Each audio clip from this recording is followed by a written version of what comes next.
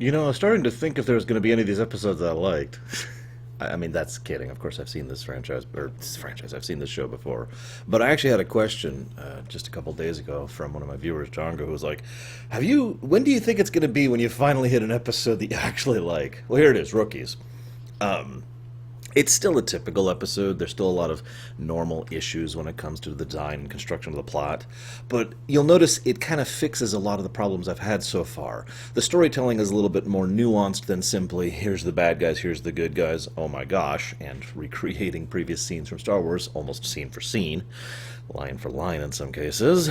They have the droids, well, let's just say they introduce a completely new type of droid specifically so they can avoid the droids as our comic relief problem. Grievous himself doesn't really have much of a presence, which is good because he's so incompetent in this so far that he doesn't really need it. The Jedi aren't really present, which is also good in its own weird way.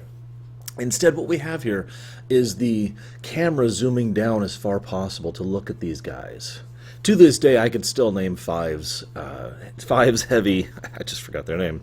Wow, Fives Heavy and damn, I was just thinking about this. The third guy. I'm not going to take time on this because the whole point of this is for this to be quick. Oh, that's going to bother me. I literally just finished watching this episode. I can't think of his name. I'm so bad with names. I remember Fives. Fives is very memorable. I remember Heavy. Heavy's the one who dies. But what I like most about this is that it's more difficult than it sounds to do a story where you have low-level people, relatively speaking, who are still impacting on the storyline. And this is a good way to do it in a military story. Remote outposts whose only purpose to be there for the just-in-case thing is actually a great example of a way that these people are still critical and crucial, even if it doesn't feel like it all the time. I actually had a job once where that was basically my job. I was babysitting some servers overnight. This is what led to my network engineering job. And it was very boring and very disinteresting, and nothing happened 90%, 95% of the time. That 5% of the time is why I was there, though. And that gave me an appreciation and understanding of that kind of preventative maintenance approach. And of course, that applies militarily.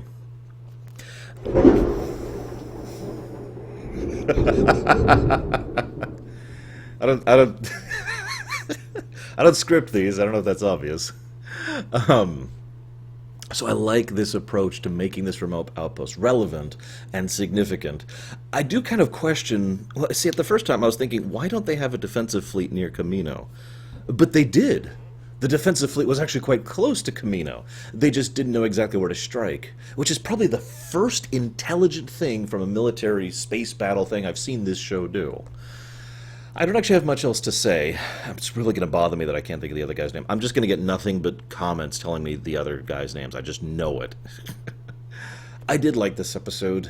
Maybe we'll start seeing it go in the future. Oh, by the way, yes, I am well aware of the fact that there's episodes that happen specifically before this point in time to add to this. Oh yeah, final point, final point. This is also the advantage of doing a story like this, where you're catering to people who already have a pre-existing knowledge, understanding, and appreciation for Star Wars. Why? Because for a normal person, that ending is just an ending.